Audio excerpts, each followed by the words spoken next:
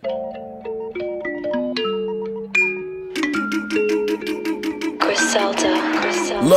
detectives combing through the hood looking for a corpse. Draco hitting. I don't think your body can endure the force. I whipped the fish up with a fucking hanger or a fork. Told that bitch, go ahead, sniff what you want. There's plenty more to snort. I had an outstanding warrant for a short. Turned myself in, rocking Louis and all my jewelry. I wore the court.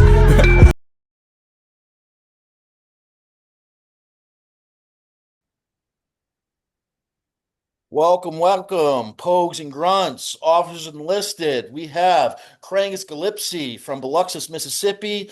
He is a Marine Corps veteran, I believe Intel analyst, and now he's a current comedian, ripping it up in the underworld right now. How's it going, buddy? Hey, what's up, dude? So talk to me, man. Give us for everyone listening, give us your Marine Corps background, if you will. Yeah, I was a O231 and I had a secondary MOS as a linguist. I had to go to DLI, best duty station, DLI. No, that's a specific MOS, dude. What pushed you Yeah. in that route? Well, when you go to, at the time, so the O231 course is in Dam Neck, Virginia. And they would, I don't know if it's still this way, but when you got there, they would make you take what's called the D Lab. The weirdest test I've ever taken. It's like they make up a language and they'll give you like grammar Oh rules and wow. you have to like, it's like Somalian, like the Sims like language. Gotcha, gotcha. And then you got to like figure out syntax and grammar. And if you score at the time, if you scored above 100, you would leave and go to DLI after you finished the Nimitzi course. So that's what happened. Now, is that something that you enjoyed?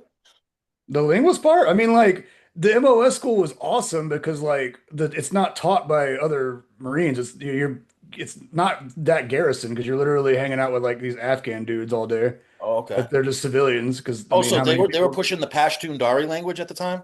Dari, yeah. I mean, Dari, they're okay. Pashto as well, but I went to, which is stupid because I went to Helmand province, which Hmm. is mostly Pashtun, but I spent a Yep. year learning Dari. Yeah.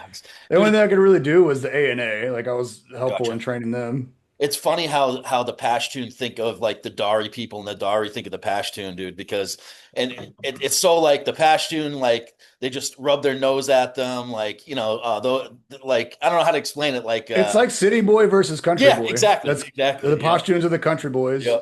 The Dari dudes, they'll spit on the ground and Pashtun. Oh, Talib, Talib, Talib. It's funny, dude. Yeah. Bro, I remember I mean, you familiar with the other ethnic groups, like being the linguist, I would always fuck with everybody because like I'd pretend to not know the language and let them talk shit and Yeah. then just Tanjaman bro eskrib Yeah, yeah, yeah. astam. That's good, And they're Justin. like, oh my God. So but I remember that with the ANA, I always saw you when you're there, you're just like everybody's an Afghan. But there's other ethnic groups. There's Pashtun is the majority, and then there's Tajiks, there's Yep. Uzbeks, and then Hazaras, which, if you Yep. don't know, that was like a slave race for a Yep. long time in Afghanistan. And I remember one time I needed this guy to go get something from this guy, like documents. And he was like, I won't work with that filthy Hazara. And I was like, oh, this is like Gotcha. other countries' racism that I've Yeah, never right, dude. thought about before. That's funny. I actually really enjoyed learning the language because I would always have a terp with me, and whenever we rolled up guys, we didn't really off them. We'd bring them back, and we, rack their brains and try to fucking That's where your brain went first. Okay, yeah, can't yeah. kill him. We try to get some information out of them. But I picked up just talking through the interpreter and hearing the basic like where are you from, what's your name, like the Yeah. basic terms. And whenever I would speak it back to like the person we were interrogating, it was almost like they respected it a little bit. Like, I mean, I don't know if they look at us as stupid or look at us as like simple mind because we don't, honestly think about it. If someone else came here and they didn't know our language, we'd be the same way. Well, there's a lot of arguments that people are that way. Exactly, exactly. But I same as you, dude. When I went over there first, I just looked at them as all the same, and I enjoyed learning like the different groups and just learning their language a little bit. It opened my eyes to a lot of things, honestly. So what year were you over there? In Afghanistan, I went there at first at the end of 2009, and then I did like a year. Yep. So pretty much all of 2010, I was in Camp Leatherneck or Dwyer, or Yep. just Okay. living the Fobbit life. Yep. Every once in a while, I'd have to get out the wire because they needed a linguist, but There you go. for the most part, I yeah, so I was over there.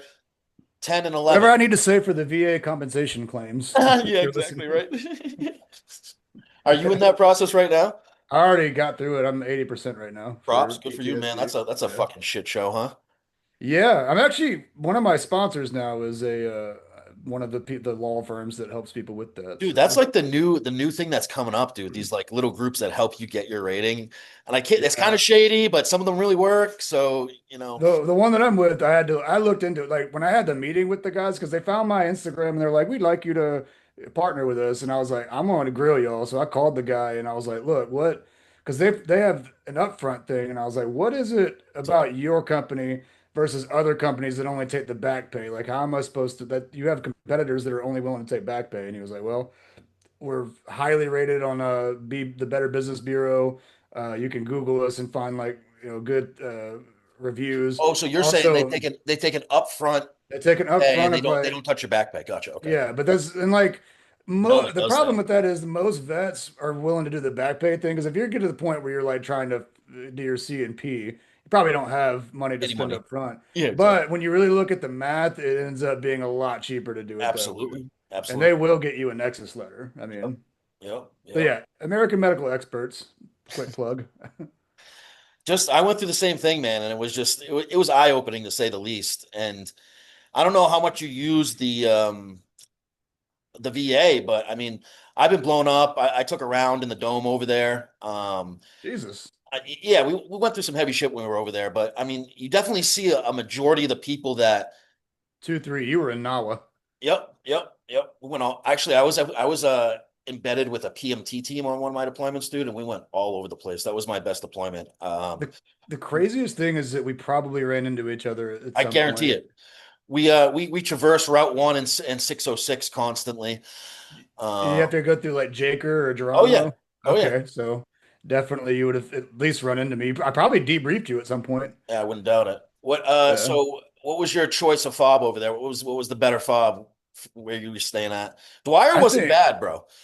I think like the best one in terms of like ease because you're kind of in the community, but also like because there was like good jingle trucks that would come in for food. I think Delhi because you're like right in the middle of Garmsir, Gotcha. and I did see there's a picture I just posted, and it was the moment that a CH-53 pilot because if you ever been to that ADAG, I mean it's not there now, but that like rotary wing area is tiny. It's like a car parking lot. Oh, I'm It was sure. real hard for the helicopters to land Yep. there. But I watched me and like three other dudes because I being on a het, like there's only 9 people that Okay. you're deployed with. So Small like team. you have to put yourself on manifest to get I had to have I had triple E. I was the Gotcha. courier for the Okay. team. That like that's if you don't know, that's money that you pay Yep. sources. And we were sitting there at the ADAG and I see the CH-53 like you ever like watch somebody try to parallel park and they're Oh just not yeah. you're like they're not gonna get it. And then I just watched the tail rotor cut a Hesco in half, and I was like, "Ugh." And then me and the other Marines were watching, and then we see a lady pilot get out. We're like, Oh no! no. Roasted her pretty hard. Oh shit. So take us through maybe a day in the life deployed for your MOS dudes. What's it look like? Well, like my first deployment, I was what's called a G2 analyst. So I was just at Leatherneck doing the Fobbit thing, Okay. like you're basically taking Were all the drones prevalent at that information. time? Were we using Oh any? yeah, that Yeah, was okay. like that was the bread and butter. Oh Gotcha. my God. Oh my God. That's a great thing that you just brought up because boy, do I have a tale for you. Do it. Speaking of drones. Okay. Okay. So, you know how when most people think of military drones, like what do you think of? I mean, I think of the Reaper. I think Yeah, that's the main one, yep, the Predator, the Reaper. yep, Well, yeah, you also know we can go a little deeper. The Marine Corps doesn't have the biggest budget, so we might have 6 Predators on hand, but we also have a lot of they're called Wasps. You ever yep, seen those? yep. The ones you Like throw. you literally, yeah, you launch them by like yeeting them. You do Yep, a full. There's an MOS school that trains people to yeet a yep, paper airplane, yep. and they sound like a lawnmower in the Yes, sky. they do. They're horrible for intel gathering because the Taliban's like, all Basically, right, looks like a badass paper plane that we yeah. just like jerry It rig. actually it kind of looked like I always look they look like the Stuart Little plane. Yeah, Like that's what yeah, I yeah, always yeah, yeah. like a little biplane. That's hilarious. So all right, so one time, and we had so many of those because it's like a $10,000 asset, like a Yep. Predator's like multi-million. So we had like a shit ton of these wasps, and one of them went down. you know, because again, it's a lawnmower in the sky. One of them goes down, and we're trying to recover it. And we meet this village elder. Now, like, for anybody that doesn't know or has never been to the area, because I don't know what your audience is like, but the Helmand province is the Alabama of Afghanistan, which is already the Alabama of the world. So, like, this is one step above an uncontacted tribe of people, bro. Yeah. Like, so, like, and you've probably seen, like, or heard reports of people, like, there was weird like idol worship Oh in yeah. some of these communities and stuff. So we get there, we see the asset, the drone is just on this mound with like a red carpet leading up to it. No way. We were like, what are they worshiping it? What the fuck? So we go to the village elder and we're like, and you know, we recover the asset. They were friendly. It's like, hey, what? Just curious, like, why was there like a carpet and what's going on here? And he goes, oh, well, we thought we wanted to make sure the mice or the mouse pilot could find its way back into the No pilot seat. way. Yeah. Stop it. Oh my God.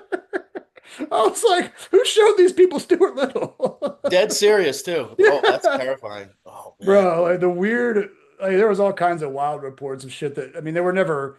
It was always just fun to like talk about in the shop. But I mean, do you ever? There's one that always went around that this wasn't a situation that I was like in the room for, but there was the story of there was a lot of these reports about this like these tree people that would come to life, and there would be, you know, people. It was like this haunted tree A lot of weird people. shit like that you heard. So one like it gets to a point where now there's like multiple reports of this. So it's like, okay, multiple reports in areas where these people don't know each other. There's something here. I don't know what it is.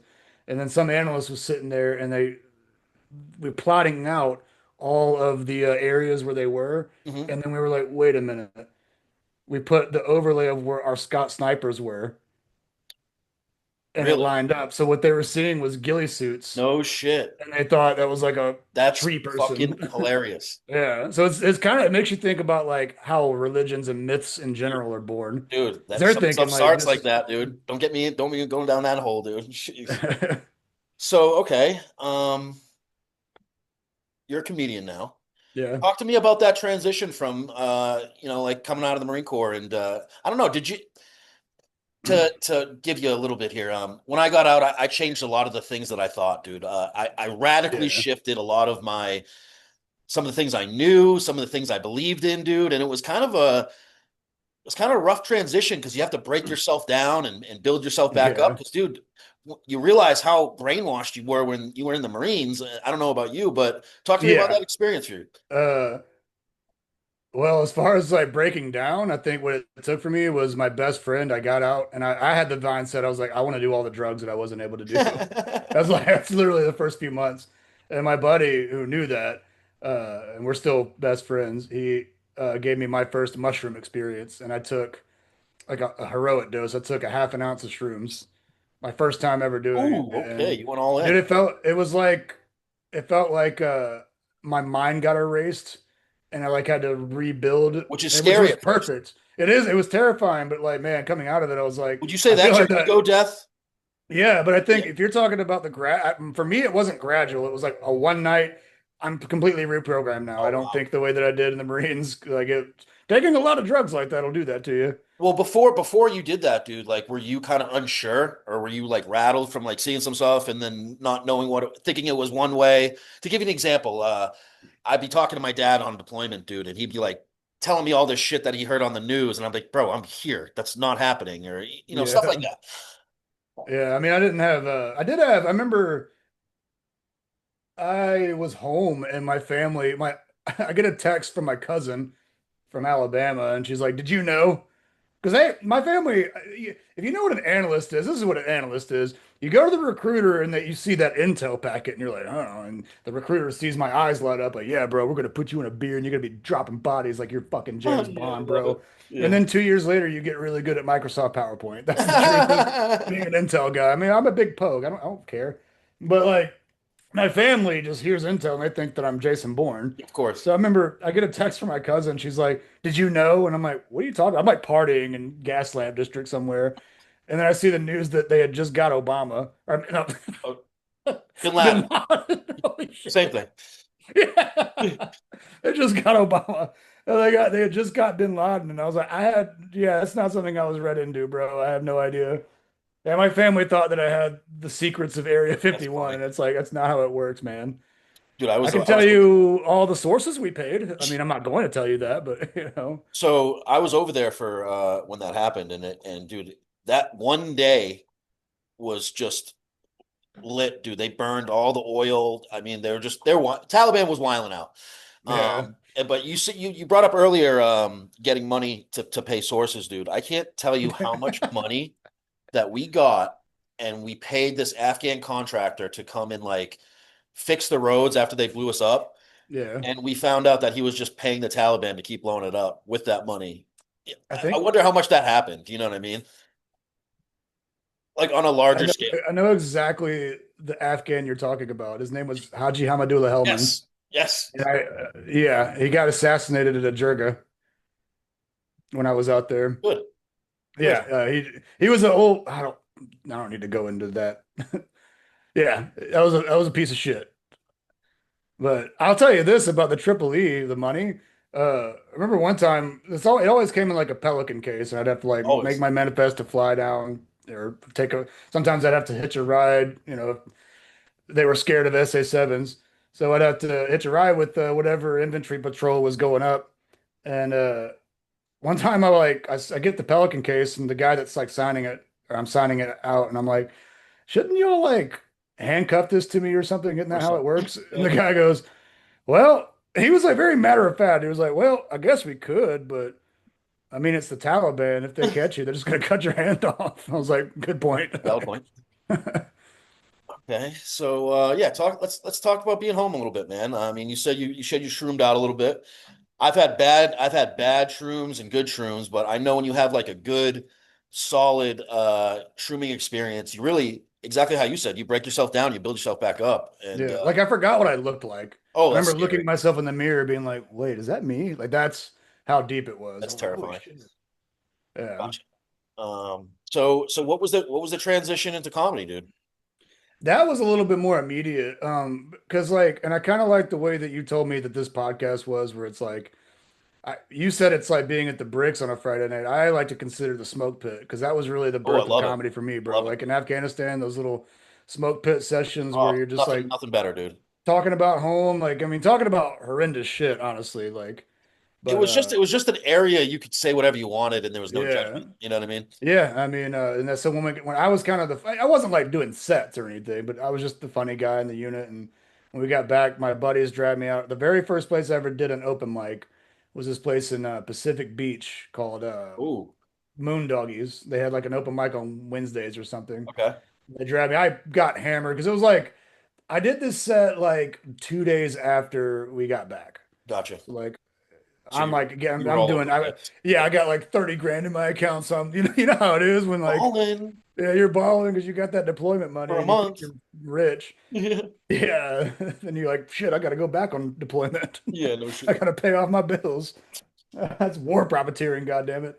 But yeah, I went, I bombed except for the one joke that I think is why you found me. It's a joke that I still do to this day. And it's that joke about, the drill instructor catching me picking my nose. Yep, yep, Yeah. yep, yep. That's the one. To be honest with you, I'm glad that people still appreciate that joke. From a comedian standpoint, I am sick and tired of telling that fucking story. Like, Doesn't it get? I was just gonna say that, dude. but it's like every time I post it, it gets like Gets love. 300,000 views. Isn't it Like weird how somebody, the stories that get like massive amount of views or loved are like the ones you hate telling yeah. the most or you're sick of? I Well, think you wouldn't I think expect. You wouldn't musicians, expect. You know what I mean? like I think Foo Fighters hate playing Everlong, even though everybody It's still so loves that true. song. It's the Great, same great, thing. great I point. mean, Great point. yeah, there's always people. Somebody was like, there's always always love Marines, but I get annoyed with like the massive amount of community that starts trying to pick apart things like stolen valor, and you're like, all right, dude, Like to the 10th degree, yeah, it's like, dude, this is what we're focused on right now. Like we have yeah. enough problems Well, in our community. Like you think we some of the jokes I do about the military, like, I started actually learning the craft of comedy, and you learn like, all right, not everything has to be fucking word for word how it happened because you're trying to make a goddamn joke. So people start. I do the joke about how I took Naswar in Afghanistan, and somebody's like, it's actually called koch. And then people start going like, I wonder why we were in the area that sold all the poppy. And it's like, well, it's strategy because the Taliban's main source of income was the poppy field. So if we take that out, then they don't have the ability to fight. But people don't understand that that was how we fought that war. They The think, armchair oh, quarterbacks come out we that were were never there to there. Yeah, come for the poppy. How'd it feel being the government's poppy hunter? And it's like, dude, shut up. I actually had a top secret clearance. I think in this area, I know a lot more than you do. And it was just I'm strategy. happy that you brought that up, dude, because the time that we're living in, we're getting a lot of those types of people. And Yeah. those type of people that you're articulating right now, never deployed. They probably never even joined the Marines or the military, but they're all enlightened in maybe they took a college course on geopolitical something or whatever it Yeah. is. And they like to bash the people that joined the military and did the damn thing. Now, keep in mind, dude, we were 18 at the time. We didn't know what the fuck Yeah. we were doing. We weren't, I'm the You first one never to admit see that. you never see a Marine Corps billboard in a rich neighborhood. I mean, that they target, I mean, It's let's be true. Call a honest. spade a spade. Yeah. And you know who at 18 who is fucking brilliant in this shit, dude. No. How are we gonna know this, dude? We just see a fucking badass commercial and we're just like, hey, fuck it, dude. I want to fucking throw on a fucking uniform and get a fucking M16 and go kill people, Kill a dude. But I'm lava not doing monster. anything right You now. remember that one? Yeah, yeah, yeah, yeah. The lava monster. But yeah, with the sword, yeah, Yeah. that's the one I The saw. 90s built Marine Corps ads were nuts, dude. And then he comes out in the blues. Bah, bah. Yeah, that sold me Yeah. for sure, big time. Yeah, we were in at the same time. That's funny, dude. Probably in Afghanistan. He Yeah, said I was there all of 10 and then I went back in 12. which was So a very honestly a very tumultuous time in the Marines, especially yeah. because Afghan was blowing up, That dude. was Marja. I Yeah, mean, yep. Marja Sangin, dude. Sangin, Yep. I don't Musa know. What do you think Calais. about it, dude? I mean, because I like to ask a lot of guys this because we were in at the same time. I'm sure we agree on a lot of things and we see things the same way. The way the world has changed from then till now, it's I don't know if Yeah. it's history repeating itself or I don't know. Tell me how you feel about it. I don't know. I mean, I think I don't know. That's Like, a hard open-ended question. I yeah, apologize. I mean, it's I'm not like I'm not I hate when people say I'm a Democrat because I'm not, but I'm also like this administration is ridiculous, Oh bro. my God, Like, it's come absolutely on. Like, terrible, dude. I get this is what makes conservatives look bad. Like, holy This shit, dude, like honestly, let's this made me independent. yeah, I I can't mean, get behind any political system anymore because they're all the same. yeah. They're all bullshit, dude. They're just Well, this is the scary thought. All right. So my original, like the actual job of an analyst is to take all the raw data that you see. So things like human, so that's human intelligence, it's interrogation source operations, which is what I then did in my second deployment. And then you take, radio intel, so that's signals, all right. So that's us listening on radios to Taliban activities. And then you take me talk, which is meteorology. You take all this and you compile it into what's called an assessment to brief the commander so that they have a better, view of the battle space so that they can make command decisions. That's the job, right? And the way I was taught, like I went to Nimitz in like '07. So like we were taught on like C2PC. I actually trained on the early forms of Palantir. There's no way that really Palantir looks the same now. There's no way.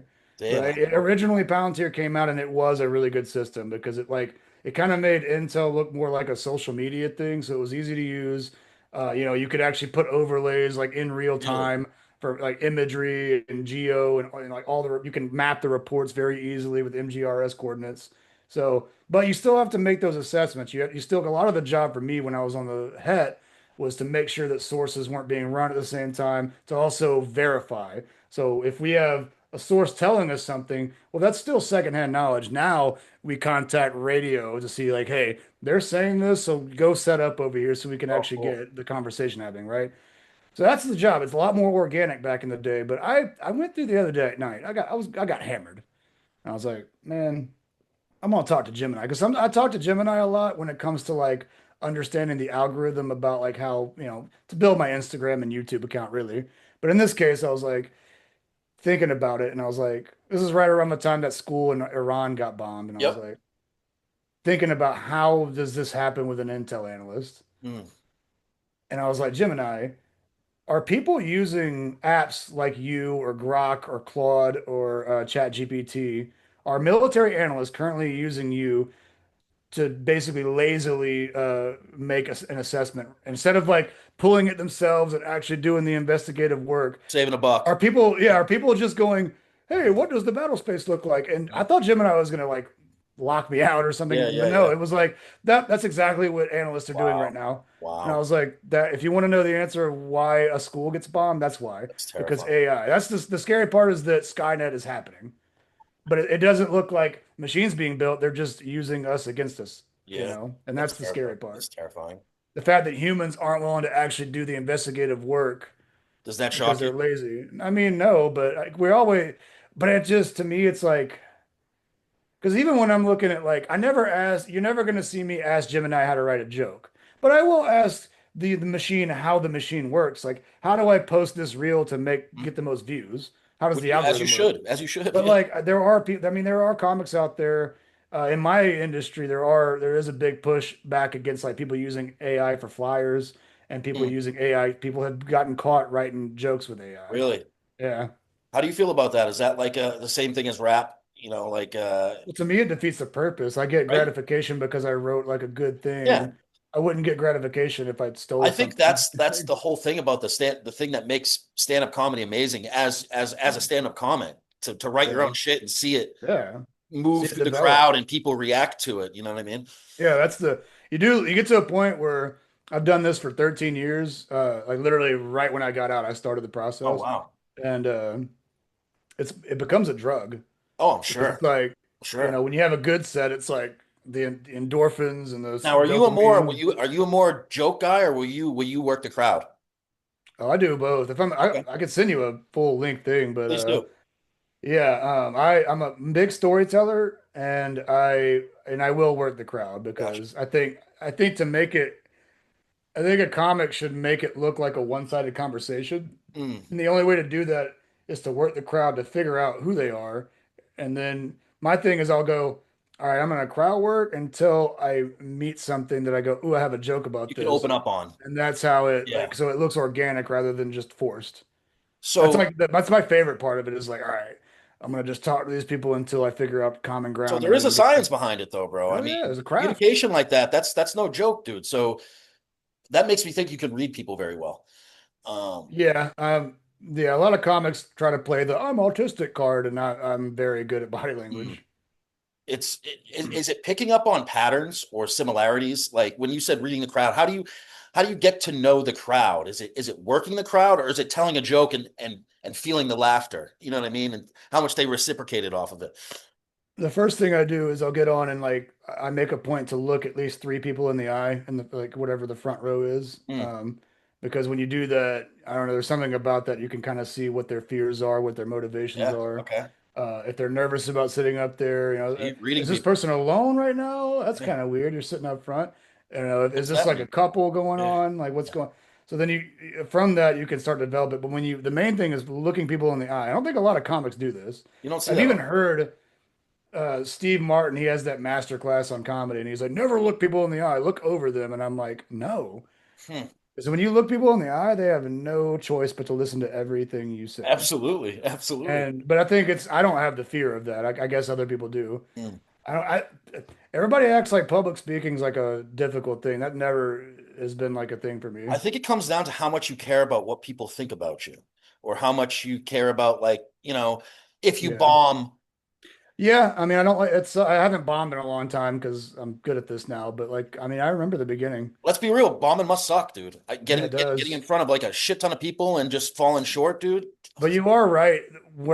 When I see the train, because I run an open mic every week. We just had it last night, and so a lot of that is like training new comics of how to do Mm, it. And I see the stage fright, and I see the moment where I feel like an open micer becomes a comedian is when he stops giving a shit if they're gonna laugh or not, and they just do the job.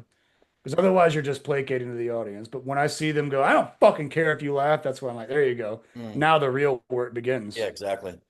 Because I mean, think about it. That you're worrying about the wrong things. That's like having a girlfriend on deployment, or like, you know what I'm saying? Like, Yeah. But if you're worried about like how they're gonna feel, I mean, you're not worried about your delivery and your joke. I'm sure that Yeah. just takes you off where you need to be. Make them meet you, not the other way around. Don't meet them. Make them come to you.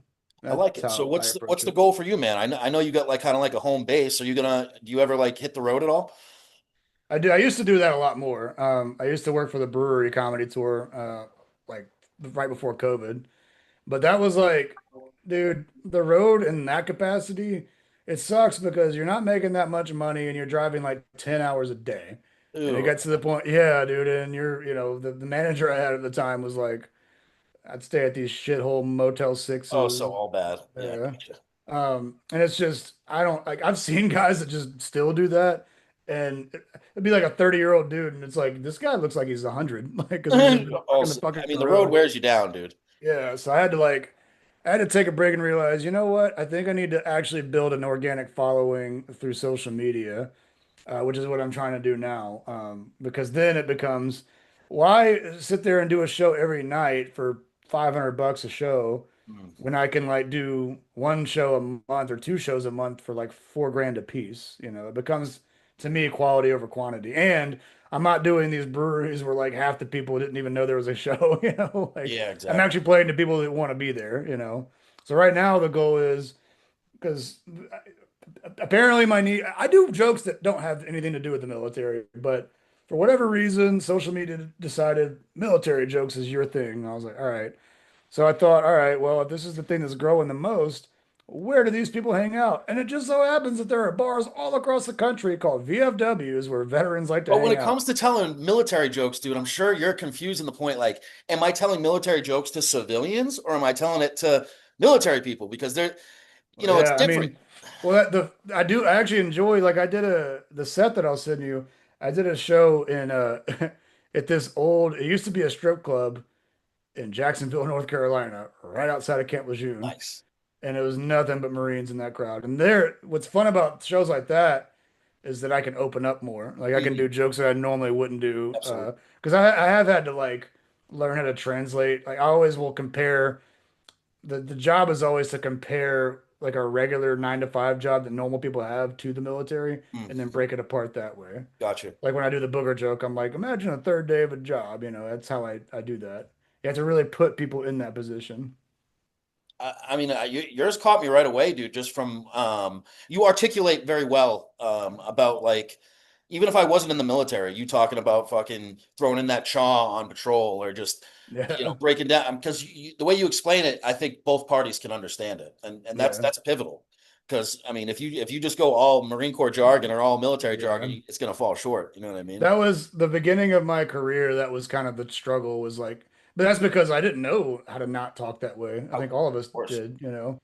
The main thing also was like, going from like living in the barracks amongst people that literally have PTSD and are trained to kill people to like being around comedians that are, I'm sorry, but a lot of comedians are the biggest pussies you'll ever meet. They Really? talk shit, but Oh yeah, goddamn. yeah. I'm sure they're great at talking shit. Oh my God. I mean, Other yeah, than that's their that, job, but like, man, like just there used to be this guy when I actually started in Phoenix, and there was this guy that used to like threaten people. He would like come to the club with boxing gloves and like try to like, if you really want to fight about it, then let's go. But then it would never happen. It was always comics are like they'll sit there and talk shit, but they become like slappy yeah, bitches yeah, whenever yeah, they actually come to fighting.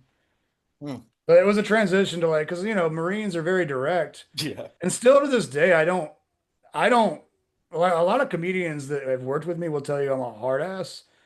I don't mind that because it makes people not fuck with me. Yeah. Why would I you? don't get in this industry, man. There's people that'll try to rip you off Oh, I'm all sure. over the place, bro. Because there's so many comedians out there that like succumb to the famine mentality. But I feel like I've avoided a lot of people where like they were too afraid to book me because I would see through their bullshit, which I would have. And then Hopefully. I find out later, I go, oh, that's interesting.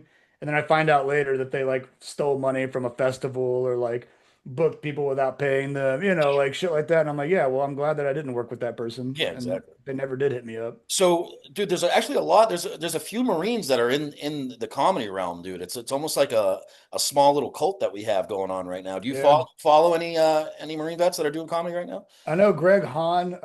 Yep. There's a few other ones that I started finding out about recently. Justin Governale is a good one. He was on Okay. Kill Tony. Yeah. Uh, Um, there's very few. I mean, I'm not saying there aren't, but there's few that like really go into it. Like no, a yeah, lot of veterans that I know a lot of because I mean, when you're in the comedy world, like over the years, veterans will come in. And you're like, hey, you know, we have this in common, so you kind of become friends with them. So I know a lot of like the military veterans that won't talk about it, not because of any kind of PTSD, no, of but course, they're afraid of being shoehorned, like I yeah. have, Which into which only which is doing our that. own people that are doing it, dude, to a certain degree. Yeah. Well, to Like, me, it's like social media is always going to make you, it's going to always like pivot you into a specific direction, which I think is a weakness of social media. But in this case, it's a gift. You have to start seeing it that way. Because like from there, I feel like I can build this and then eventually start doing other, like absolutely. once people like me well enough, it's like, well, now I can do the other jokes, you Mm, know. To me, it's like I could do a whole set, I could do a whole hour about the Marine Corps, right? I've done it. easily. But I also have other material I can do. So imagine if I do a show at a club and I do all the military stuff, but then they book me 6 months later. Now I have something else I can do. Mhm. If they already liked me the first time, they can come back and now it'll be a different show. Gotcha. You don't want to tell the same joke Exactly. That's twice. the goal, right? To, You can't you tell know, yeah, gotcha. Okay. So would it ever be like something that you obviously you'd want you said earlier you bring up younger comics maybe to have like a crew of your own to travel with or like that's what I've been. yeah, The whole point of me running the local scene. I built a comedy scene from scratch. dope. And yeah, that's the point of it was to find people that can open for me, you know, which I now there are. There's a pretty good little crew we have down here Oh, that's after awesome. How 7 years of building it. so in your area you're really like the only like comedy scene? Yeah, I mean, there's a new comedy club that just opened up. It's which to me is great, because it means that because when I moved back, there was no comedy, not even there wasn't even an open mic. So I moved back and we started building it from the ground up, and it started with the open mic. And at first, it was literally just me going on stage every Tuesday, and then slowly Hammering other it people in. started, yeah, Yeah. slowly people started signing up. Now we average like 15 to 20 signups every week, you know, and so it's beautiful to see like that, but then also other producers are now starting to see the value of because we live in a tourist area. Mm, We're in a casino town in Biloxi. We're okay. on the Mississippi. I am walking distance from the beach right Oh, now. really? Yeah, Gotcha. like this is like almost like a Florida town. What's We're like an is hour is from New Orleans. okay. Yeah.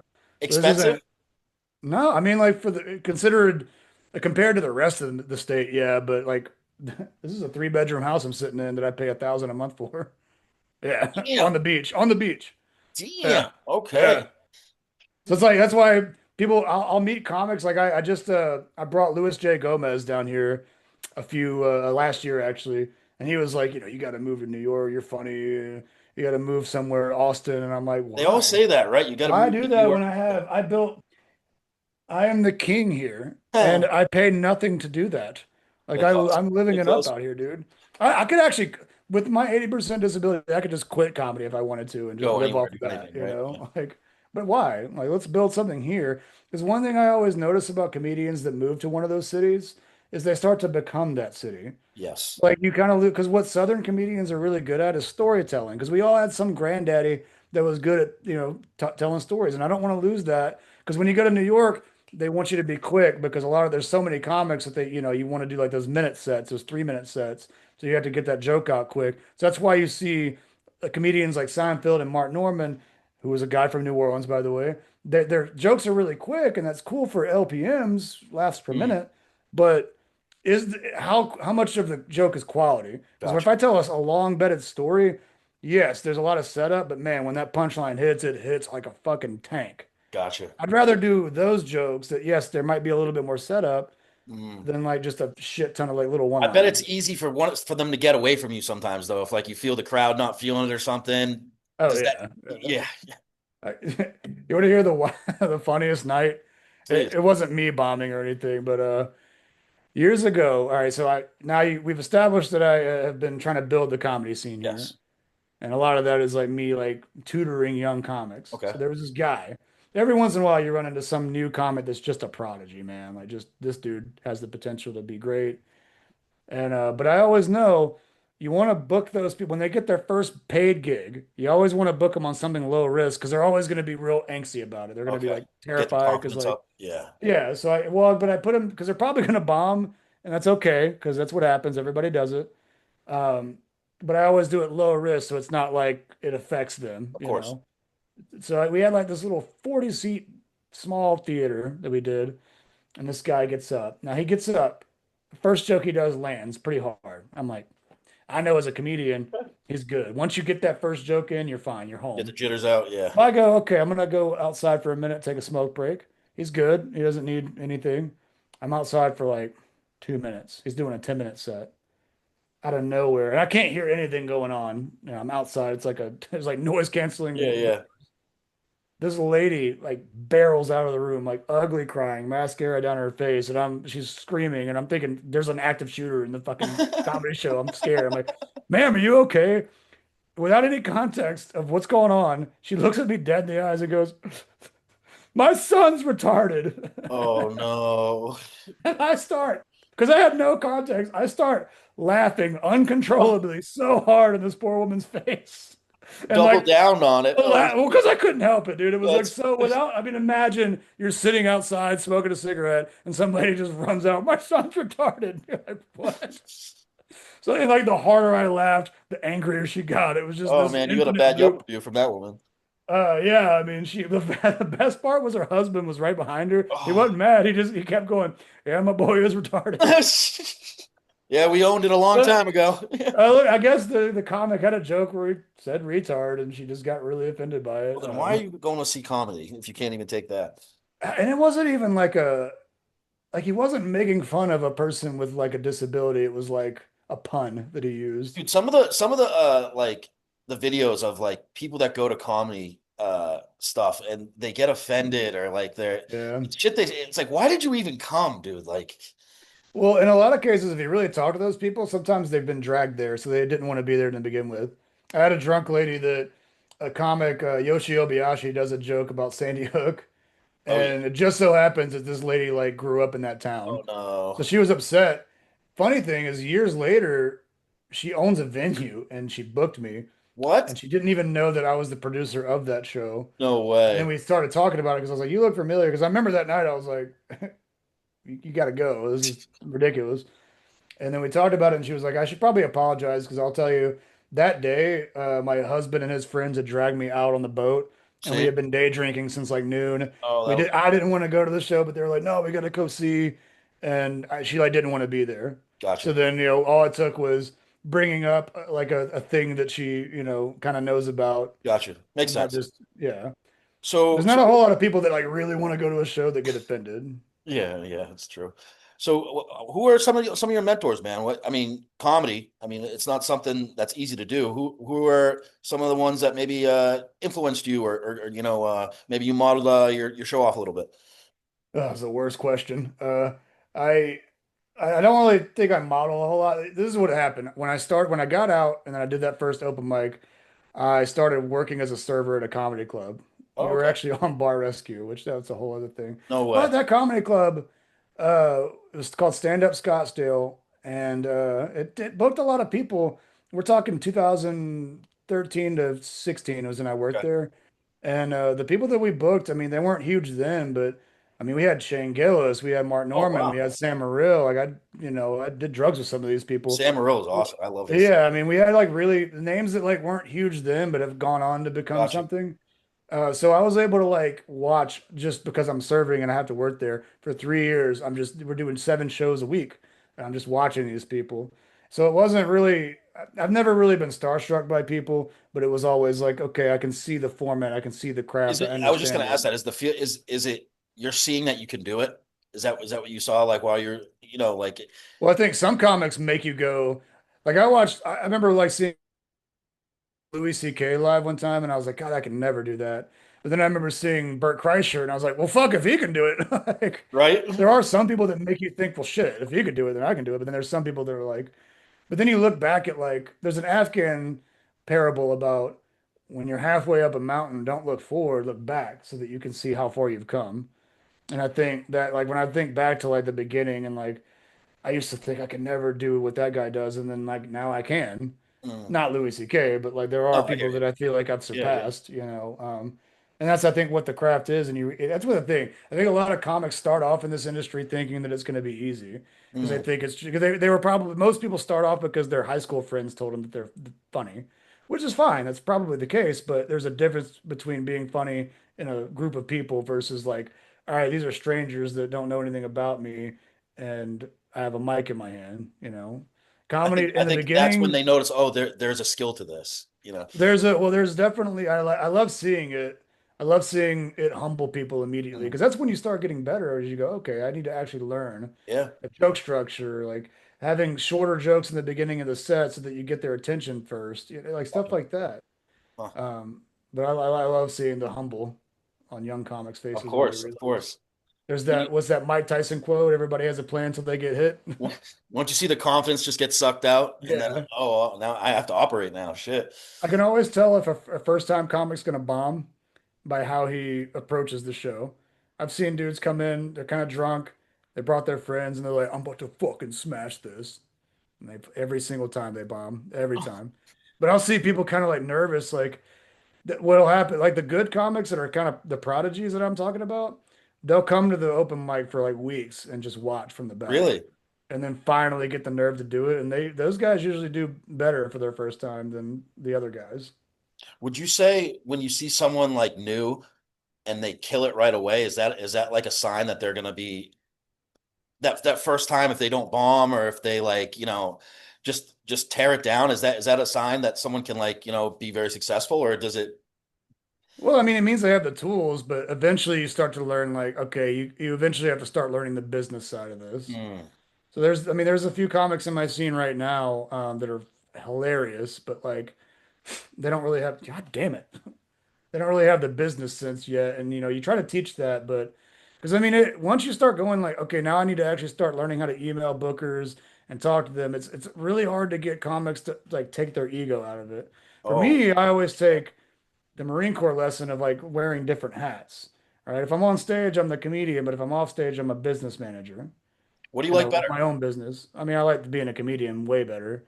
Success to me looks like making enough money to where I can hire people to do the shit that I don't want to do. I just want to like get to a point in my life where somebody goes, "Hey, you got to go tell some jokes here tonight." And I go, "All right." And I don't even have to think about money. Gotcha. That's my goal. I Like, hear you. but Well, to get to that point, you got to like do a lot of that shit yourself at first. I can imagine. If no, we said earlier that there's like a small group of like military guys that are getting into comedy, and if you could talk to somebody, maybe a guy just getting out of the Marine Corps that might be jumping into comedy or enjoys comedy, and they're thinking about being a comic. What would be something you'd recommend for them? Oh, well, I mean, just stick with your guns. I mean, you definitely have jokes about the boot. Everybody's got a good boot camp story. Start with that. I mean, I did, and that's where it built from. All right, start with that, and eventually you'll start writing other jokes because you'll see what works with that one thing. You don't need to immediately have a 30-minute set. Just Hmm, develop it. Get that tight five first, and then gotcha. from there build. Also, uh, don't try to fight people in the comedy world because Yeah, that's the fastest way of getting banned. I've doesn't seen too go many. well. Yeah. Yeah, I mean, like I said, that's not the language of. I've seen not in Marines, but I saw when I was first starting out. I was like 3 or 4 years in, and there was this guy. He wasn't a Marine, but he was like this guy that was real big into MMA. It was big, strong dude, and he would bomb and then like Oh try to no. fight the other Oh, comics. that's not a good And look. it got to a point where it's like they were all like, dude, you could probably kick my ass, but that's not Yeah, gonna we make you get any it. We fucking get it. funnier, bitch. Like you're not getting any respect by like trying to fight people. You're gonna Exactly only right. gain respect by being funny on stage. Facts. Making this worse for But we could yourself. just tell you you're not allowed to come back, and so yeah, don't be because Marine. I think my lesson with that was I almost got in a fight with Godfrey. Really? Yeah, when I like with the first show that I worked as a bartender, um, he was there, Black Godfrey, not I Gilbert know. Godfrey. Yeah. Uh, well, just for the I don't know audience, why I because that'd be assumed that, weird. but Yeah, it'd be wild if I was trying to fight Gilbert Godfrey, the parrot from Aladdin. yeah, right. Um, no, it was I had only been out for like 2 months, dude. And I think there's Marines, we still have that like when we first get out, there's that like jail yard mentality yeah. of like I got to fight the biggest guy on the yard. Yep. Yep. And he comes in and he does a show, and what happened was he did like he went over by a lot, and I remember like I had some pussy lined up that night, and I was like mad about the fact that now I got to cancel my plans. So I went What the right up fuck? to him, but on a subconscious level, I mean that was the direct thing, but on a subconscious level, I do think there's like that Marine barracks thing where I got to fight this guy. Yeah. Yeah. I know what you Because mean. we'll do that in the barracks. We'll fight, but then Of course. we're best friends afterward. Yep. That's how relationships form in the Marine Yep. Corps. But that's not how it works in the civilian sector. So don't do that. Because what happened was, I mean, we didn't actually fight. What happened was I went up and I was like, "You're a loudmouth fucking comic." Like I was like directly trying to fight this guy. And Godfrey's not a bitch, dude. He was like, "Oh fuck you." I mean, it becomes one of these like securities like pulling Yeah. us Yeah. Yeah. back, and then we go home. The next day though the owner of the club was like, dude, you got to apologize or you're fired. And I was like, no, I already got it. I was like, no, that was fucked up. But that was my lesson. And like, because I did walk in there and he was humble and he was like, yo, I'm sorry. And I was like, what are you apologizing for, man? I'm the one that fucking did that. Oh And wow. Okay. we made up. I bought him a That's all you drink. It needed. was Yeah. cool. Yeah. Yeah. But I mean, like, the thing is imagine if that was like, because that's a guy, the comics that I usually get along with are guys that had experience before they started comedy, because that's me. You know, I was a Yeah. Marine You before. can relate to that Guys quite like well. that, like dudes that are like, were like a thug in a past life, or like a Marine in a past life, or like, he did other stuff before he did comedy, and I can get along with that. But imagine if that had been like one of these guys that like started doing comedy at 16 and that's all they Still know. trying to prove He would have been himself. like, ooh, and then Yeah. Yeah. like, what would have happened was he would have contacted the club and said, you have to fire him or I'm not performing the night. And then, Oh. that could have affected my money. Yeah. Of So course. Of course. luckily it was a guy like Godfrey who was like, no, I understand testosterone. But yeah, it was my lesson in like, okay, now that I'm a civilian, I need to like prepare before I Got to like take shit attack like that and people. learn from it, dude. I mean, sometimes stuff like that will bounce me off the head 1,000 times, and I won't learn from it like I should. Got to learn the hard way. Yeah. Well, Marines, we beat the shit out of things until they Facts. work. Facts. So Well, I mean, I'll put a bookmark in it right there, dude. If you want to just plug anything you got going on, talk about your socials. If you have any shows going up, please tell us. yeah, man, I don't know if you have a reach all the way in Alabama, but I got a VFW show next Friday, June 12th in Saraland, Alabama at the VFW post Okay. 7230. Cool, I'll be headlining. So if you're a vet out there, if you live in Alabama, come out, dude. cool, cool. And where can they find you, bro? Krangus.com, Krangus. That's got everything you need. And what's it? Are you planning on ever, hitting some I'd love to see you hit maybe some military places, dude. I mean, there's a few different Marine like comics that do I think they're like open mics outside of Pendleton or something like that. Yeah, that's where I started. The Gotcha. Moondog is one. I But mean, if I don't really do a whole lot of open mics anymore, but I mean, my goal now is to do like shows where I'm just making the door, because in the venue they make their money on food and beverage. I make my money selling Gotcha. tickets. Gotcha. But it takes time to build that because Sure. you got to get that following up. But yeah, right now I'm kind of like focusing on the region. Shit, I'd like to make it up in Vegas.